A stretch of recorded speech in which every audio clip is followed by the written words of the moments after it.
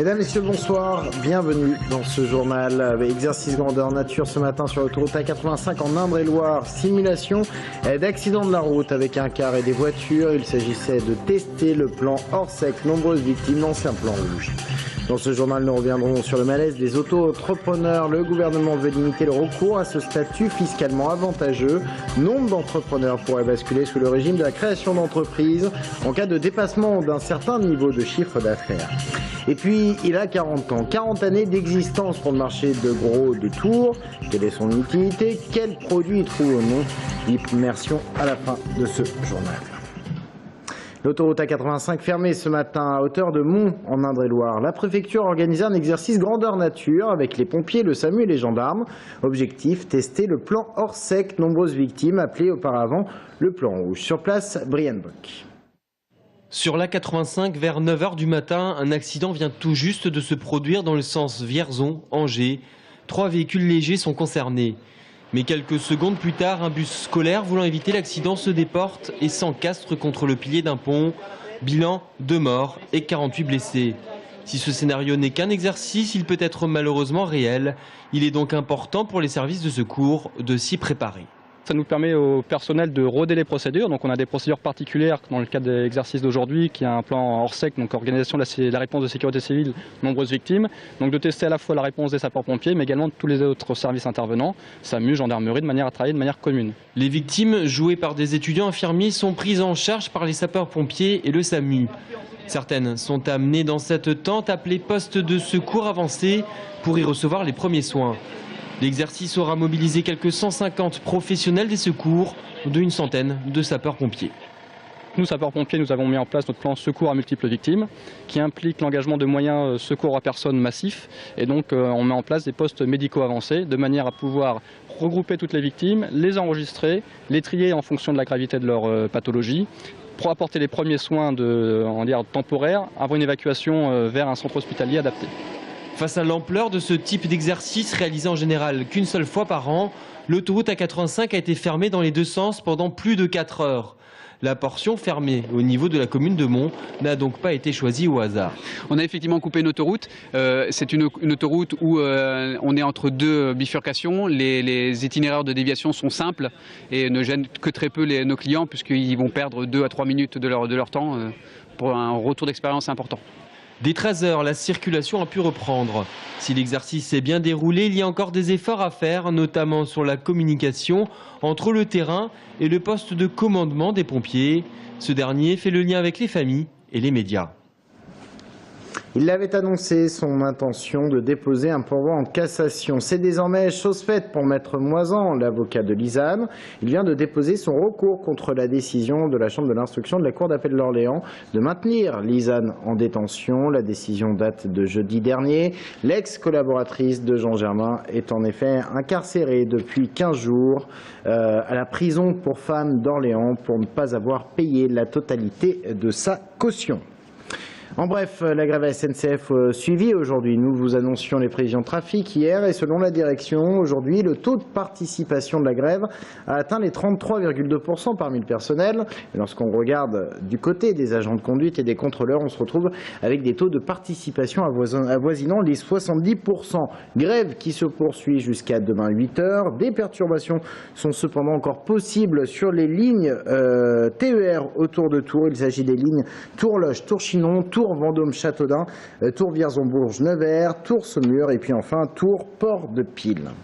Et un rassemblement a été organisé ce midi devant la préfecture d'Indre-et-Loire. Il y avait des employés de la SNCF, mais aussi d'EDF et de la Poste. Au total, 200 personnes qui répondaient à l'appel de plusieurs syndicats. Objectif de ce rassemblement, la défense d'un service public qu'ils estiment menacé. Aujourd'hui, on voit bien que dans ce pays, et y compris au niveau européen, l'objectif affiché, il est clair, c'est s'attaquer à tout ce qui est service public, au nom d'une concurrence soi-disant loyale, mais qui en fin de compte est bien déloyale. Et donc on voit bien que ce sont les mêmes recettes qui sont mises en œuvre dans les entreprises telles que l'EDF, EDF, GDF, ainsi que la Poste et donc à la SNCF. Propos recueillis par Angélique Mangon. Il y a eu le mouvement des pigeons, il y a désormais le mouvement des poussins. Il s'agit de ces auto-entrepreneurs qui défendent leur statut. Le gouvernement veut limiter la durée de ce statut fiscalement avantageux. La ministre de l'Artisanat, Sylvia Pinel, veut en effet que tout auto-entrepreneur qui déclarerait 2 années de suite un chiffre d'affaires de plus de 19 000 € soit basculé dans le régime de la création d'entreprise. Sabrina Meloult. Voici Barbara et Véronique, 2 femmes qui connaissent bien le statut de l'auto-entrepreneur. Être son propre patron, décider de son emploi du temps et surtout faire du chiffre, le statut les a séduites. Pourtant, aujourd'hui, le régime alléchant de l'auto-entrepreneur pourrait basculer vers un régime classique. Barbara entame sa 3e année, une année décisive pour elle.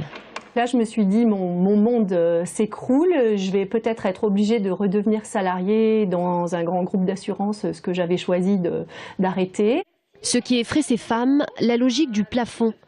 La réforme prévoit que si pendant 2 années consécutives, le chiffre d'affaires dépassait 19 000 € pour les services et 47 500 € pour le commerce, l'auto-entrepreneur devrait basculer dans le régime classique.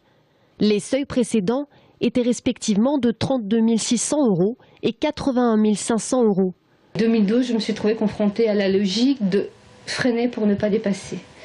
Et ça, c'est quand même assez frustrant, quoi. Il y a 0 risque quand vous êtes auto-entrepreneur.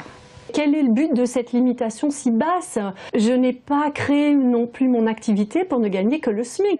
Pour Francis Goua, président de la CAPED d'Indre-et-Loire, le statut de l'auto-entrepreneur est en grande partie responsable de la concurrence déloyale dans le secteur du bâtiment. Quand on va faire un devis, le client va regarder le prix au final et c'est normal. Il ne va pas comprendre qu'il y en a un qui a 32 000 et l'autre à 15 000. Comment on va pouvoir expliquer ça? On va dire, nous on paye beaucoup plus de charges. C'est pas acceptable. Un régime qui avait été créé par Hervé Novelli, alors ancien secrétaire d'État au commerce. Aujourd'hui, il accuse le gouvernement de frapper la croissance économique. On va dissuader beaucoup de gens de développer une activité, réduire d'1 tiers leur capacité de travail, c'est proprement stupéfiant en cette période de crise.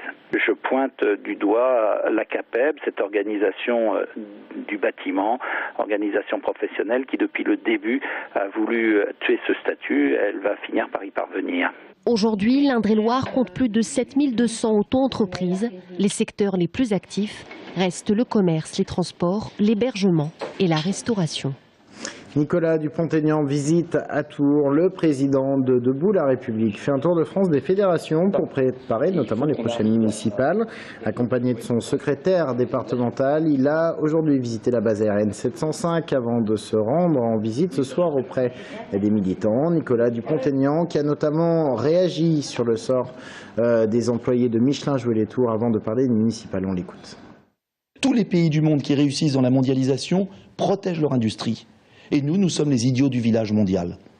Tant qu'on ne comprendra pas qu'il faut mettre en place un protectionnisme sélectif quand il y a une concurrence déloyale d'esclaves, eh bien on assistera à la disparition de toutes nos industries.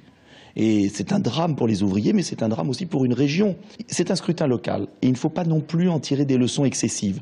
Le vrai prochain scrutin national sera le scrutin des élections européennes.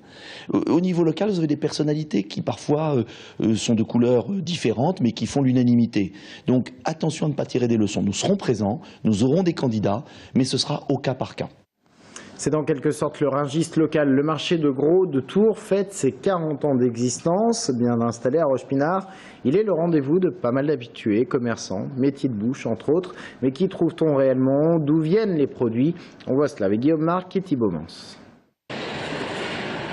Et 12. Jeudi, jour de marché pour Béatrice.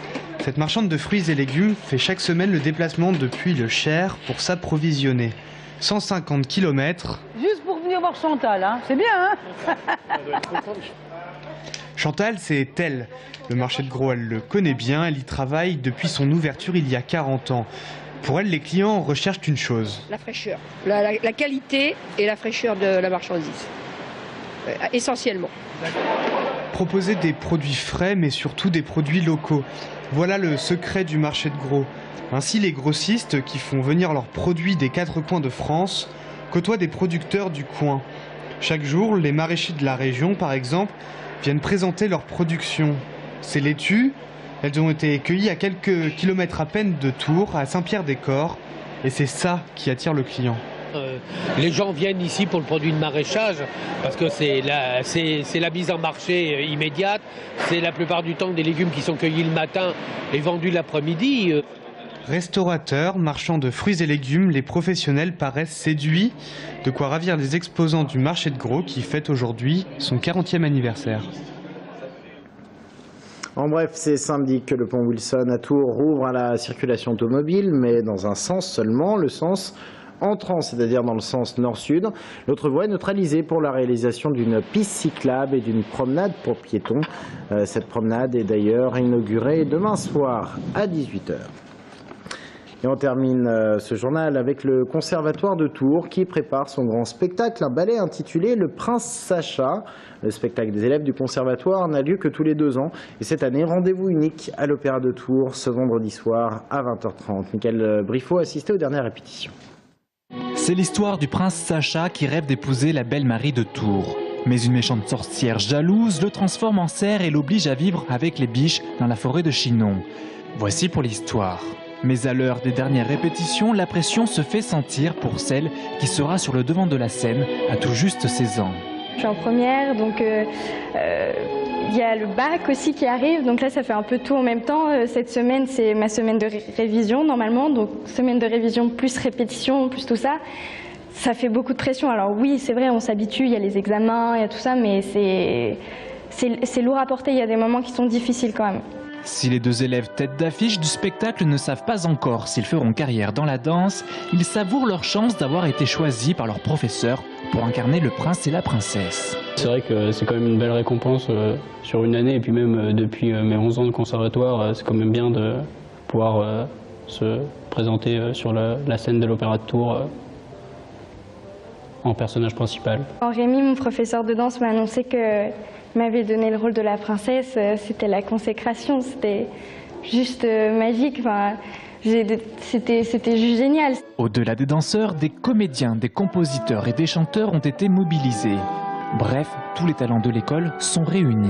En tout, ce sont 40 élèves de différents domaines qui travaillent à construire ce spectacle imaginé et mis en forme par Rémi Bourgeois. C'est difficile, je crois qu'il faut être un peu dingue. en fait, c'est vrai que je me suis lancé comme ça et c'est après que j'ai réalisé que ça allait être difficile. Comme ce sont des élèves qui ont écrit la musique ne correspondait pas forcément à ce quoi je m'attendais.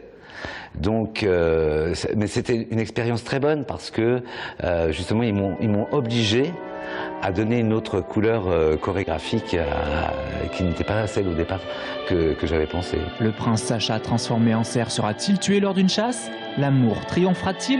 Rendez-vous ce vendredi à l'Opéra de Tours pour le découvrir. Fin de cette édition, merci de l'avoir suivi. Restez avec nous dans un instant, l'invité de la rédaction. On va parler d'un problème qui concerne les pharmacies. Elles sont de moins en moins nombreuses dans les villes. On parle même d'une crise de vocation. C'est dans un instant.